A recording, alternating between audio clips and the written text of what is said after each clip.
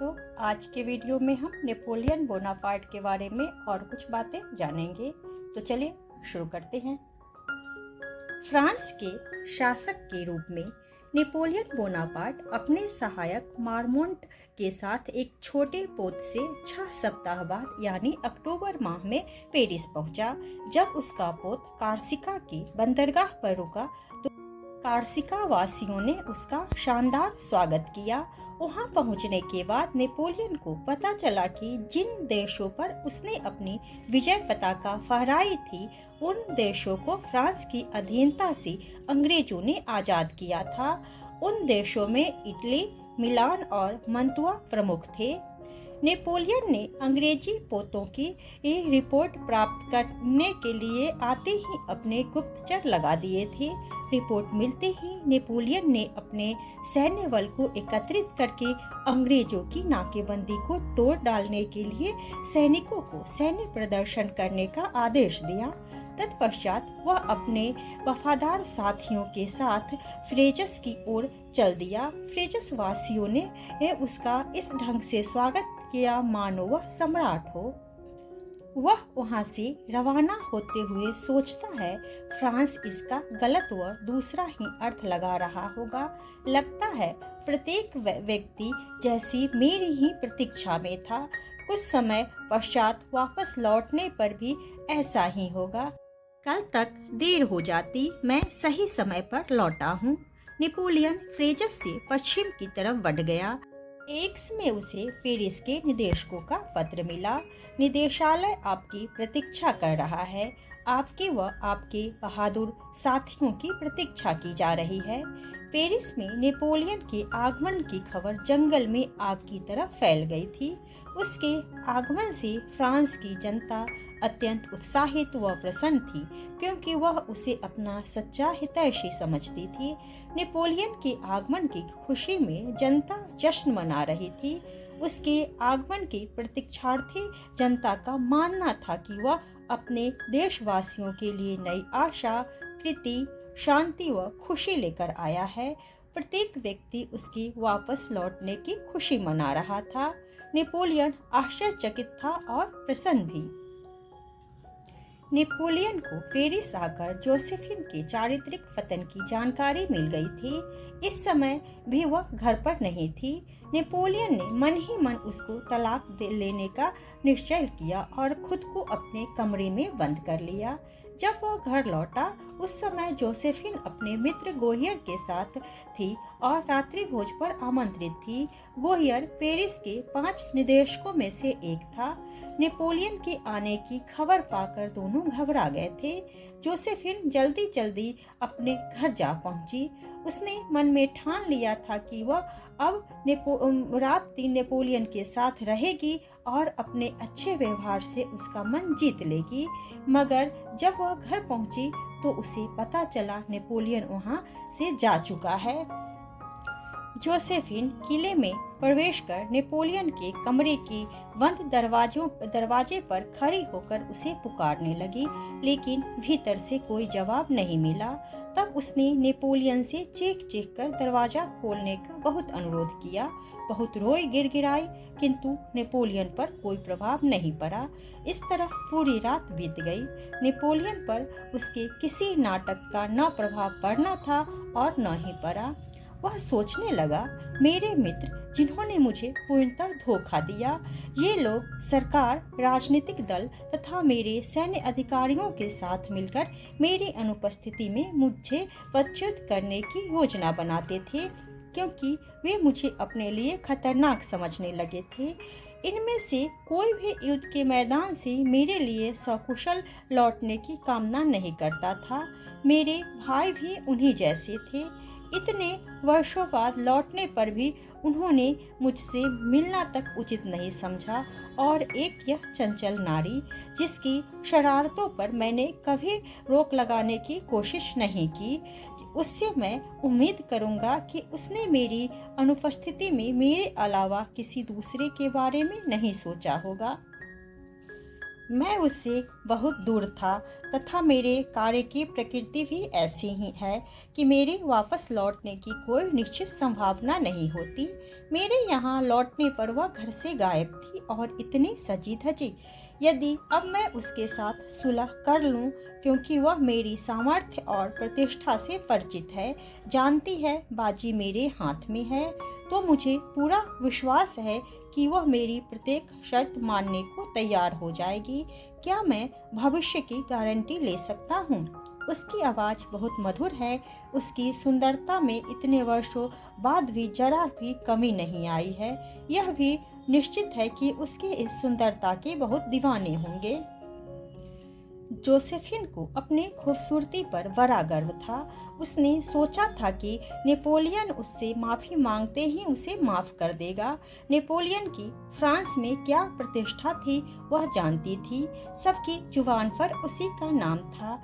इसी कारण उसने अब नेपोलियन की होकर रहने का फैसला किया। लेकिन नेपोलियन के निष्ठुर व्यवहार ने उसका सारा गर्व चूर चूर कर दिया। उसके आ जाने से पांचों निदेशकों में शक की खाएं खुद गई। पांचों एक दूसरे पर संदेह करने लगे कि कहीं वह बोनापार्ट से साठगांठ तो नहीं कर रहा। नेपोलियन बोनापार्ट अपने सहायकों के साथ राजसी आन बान शान से निदेशकों के पास पहुंचा। वे उसे देखकर आश्चर्यचकित थे। 500 सदस्यों वाली डायरेक्टेड बैठी थी, किंतु कोई भी एकमत नहीं हो सका। रात में नेपोलियन अकेले में सभी विषयों पर विचार करता है। 4 वर्ष पूर्व जब बल का प्रयोग किया गया था तब क्या परिणाम निकला था। कानून की रक्षा करना सबसे पहला व श्रेष्ठ कार्य है। आदर्श रणनीति का यह रहस्य है कि तोप चलाए बिना, रक्तपात किए बिना तथा विरोधियों को गिरफ्तार किए बिना उद्देश्य प्राप्त किया जाना चाहिए। यदि ऐसा नहीं होता तो फिर जिस तरह की सरकार की स्थापना होगी वह 1 वर्ष से पहले ही भंग हो जाएगी। 10 वर्ष की क्रांति के बाद गणतंत्र ऐसी व्यवस्था करने के लिए बेताब है। इस देश की शक्तिशाली व्यक्ति के नेतृत्व की आवश्यकता है। इसी कारण देश अब मेरा समर्थन कर रहा है। बहुत ज्यादा सोचने के बाद उसने निष्कर्ष निकाला, क्या मैं सीएस के अधीन रह सकता हूँ? 10 वर्षों से वह संविधान बना रहा है, परंतु वह एक ऐसी कोरी धारणा से ज्यादा कुछ नहीं है जिसके प्रभावहीन होने से पूर्व तक मैं साहसी सेना अध्यक्ष के पद का इस्तेमाल कर पाता। मैं यदि सही तथा अनुकूल समय पर नहीं पहुंचता तो उसने सेना की बागडोर मोरेओ को सौंप दी होती। मैं इन दोनों के क्रियाकलापों में परिवर्तन कर दूंगा। मैं वर्दियर, ब्राउरिनी, मुराट, मारमोंट तथा ले क्लार्क पर विश्वास कर सकता हूँ। क्या लूसियन स्वामी भक्त है? बर्नाटोट अवसरवादी है तथा उसकी दृष्टि में घृणा भरी है। फिर भी उसने मेरे विरुद्ध मैदान में उतरने का साहस नहीं है। टेलीरेंट एक बहुत ही खतरनाक आदमी है, अतः मुझे उसे अपने पक्ष में करना होगा। माउलिन के बारे में सोचना होगा। पेरिस में उस जैसे अनेक जनरल है, अतः समय बर्बाद न करके मुझे सतर्क रहना होगा। 2 रात बाद टेलीरेंट रोइडर तथा सीएस बोनापार्ट के साथ रात्रि भोज पर आए। वहाँ योजना पर सभी सहमत हो गए।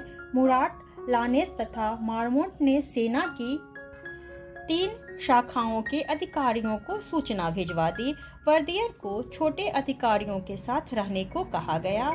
लूसियन 500 लोगों की परिषद में मामलों की व्यवस्था करने का वचन देता है।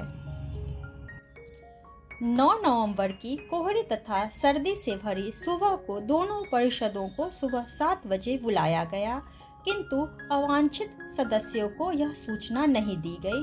वहां 500 लोगों की परिषद में लूसियन तथा उसके सहकर्मियों ने पेरिस किले की सुरक्षा का दायित्व नेपोलियन को सौंपने का प्रस्ताव पारित कर दिया। आयोग से सील किया हुआ संदेश पत्र मिल गया। तब नेपोलियन अपने साथियों के साथ वहां आया। उसने मंच पर चढ़कर कहा, गणतंत्र खतरे में है। यह मानकर आपने एक कानून पारित किया है जो इस गणतंत्र की रक्षा करेगा। अपने क्रियाकलापों पर रोक लगाने के लिए इतिहास के पन्नों को मत देखो। 18वीं शताब्दी के अंतिम वर्षों जैसी अवधि का उल्लेख इतिहास में कहीं नहीं है, इसलिए यह समय एकदम विलक्षण तथा भिन्न है। हम स्वतंत्रता व समानता पर आधारित गणतंत्र बनाना चाहते हैं और यह अवश्य होगा। मैं स्वतंत्रता के सभी पक्षधरों की सहायता से गणतंत्र को बचाऊंगा। मैं खुद अपने व अपने सशस्त्र सैनिक साथियों की तरफ से आपके सामने इस बात की कसम खाता हूँ। नेपोलियन के ये शब्द कसम खाता हूँ विशाल कक्ष के खुले दरवाजे से एक गूंज की तरह बाहर निकले। इस गूंज ने प्राचीन परिषद को बेचैन कर दिया, मगर बोनापार्ट अपना भाषण खत्म कर कक्ष से निकल गया। लुसियन ने 500 लोगों की काउंसिल को अगले दिन के लिए स्थगित कर दिया। अगले दिन नेपोलियन ने गणतंत्र की 5 प्रमुख स्तंभों को शक्तिहीन कर दिया। जब उसके भाई लुसियन को इस बात का पता चला तो उसने तुरंत सदन खाली करा दिया और काउंसिल के सर्वाधिक खतरनाक सदस्यों को गिरफ्तार करा दिया। इस तरह उसने अपने भाई नेपोलियन के पक्ष में कार्य किया। अगले दिन जब बोनापार्ट ने सभा भवन में प्रवेश किया तो उसके शत्रुओं ने नारा सा लगाया, इस तानाशाह एवं निरंकुश व्यक्ति को देश से निकाल दो। उनकी चीख पर नेपोलियन को उसके सहायक कक्ष के बाहर निकाल ले गए। सभा भवन में बैठा लुसियन अपने भाई के निष्कासन की बात सुनकर क्रोधित हो गया। वह सभा भवन का अध्यक्ष था। उसने खुद को शांत रखते हुए सभा भवन में शांति रखने का भरपूर प्रयास किया, मगर सफल न हो सका। सभा भवन में मौजूद नेपोलियन के प्रतिद्वंदी नेपोलियन के निर्वासन की मांग कर रहे थे। किसी ने भी उपाय को संकट रहित न पाकर कानून एवं व्यवस्था का रक्षक समझे जाने वाले लुसियन ने शीघ्रता से अपना चोंगा उतार फेंका और सभा भवन से बाहर निकल गया। नेपोलियन को उसकी सेवाओं से मुक्त करने के निर्णय पर मोहर लगाने के लिए लुसियन का कोई स्थान न ले सका। विरोधी पक्ष के दोनों जनरल CS और ड्यूकोस जो भावी शासक बनने के लिए उत्सुक थे, बाहर गाड़ी में बैठे थे। उन्हीं की संकेत पर भीतर शोर शराबा हो रहा था। लुसियन ने नेपोलियन के माध्यम से प्रतिनिधियों से बात करना उचित नहीं समझा, क्योंकि वे सब अंग्रेजों से मिले हुए थे। उसने सैनिकों से बात करना उचित समझा और कहा, सिपाहियों, 500 सभासदों के अध्यक्ष के रूप में मैं तुम्हें बताता हूं कि सभा भवन में बड़ी संख्या में जुटे लोगों को कुछ सशस्त्र जैकोबनों द्वारा भयभीत किया जा रहा है। इन लोगों पर अंग्रेजों का पूरा प्रभाव है। उन्होंने परिषद द्वारा नियुक्त किए गए तुम्हारे सेना अध्यक्ष को निर्वासित करने का दुस्साहस किया है। वास्तव में वे नेपोलियन की हत्या करना चाहते हैं। अपने सेना अध्यक्ष को उनके प्रहारों से बचाने के लिए तुम अपनी संगीनों का प्रयोग करो। देश के कल्याण के लिए बनाई गई योजना को केवल शक्ति ही कार्यान्वित किया जा सकता है। तुम उसी उच्चाधिकारी को अपना प्रतिनिधि मानो जो मेरे साथ तुम्हारे बीच खड़े हैं। इसके अलावा सभा भवन में मौजूद सभी लोगों को खदेड़ दो। सेना के अधिकारियों व जनप्रतिनिधियों को भाई जैसा सम्मान देने वाले सिपाही चीखे। बोनापार्ट दीर्घायु हो रहे, किंतु कोई भी इस नारेबाजी से प्रभावित नहीं हुआ। तब लुसियन ने अंतिम उपाय के रूप में एक अधिकारी की तलवार छीनकर नेपोलियन के सीने पर उसकी नोक रखकर कहा, यदि मेरे भाई ने कभी फ्रांस की स्वतंत्रता को चुनौती देने का साहस किया तो मैं शपथ लेता हूँ कि मैं इसका वध कर डालूंगा। उसके इस कथन का जबरदस्त प्रभाव पड़ा। मुराट ने सेना को आदेश देते हुए कहा, सैनिकों, सारी भीड़ को सभा भवन से बाहर खदेड़ दो। सिपाहियों ने ऐसा ही किया। बिना किसी हिंसक वारदात के उन्होंने सभा भवन में उपस्थित सदस्यों को संगीनों की नोक पर बाहर निकाल दिया।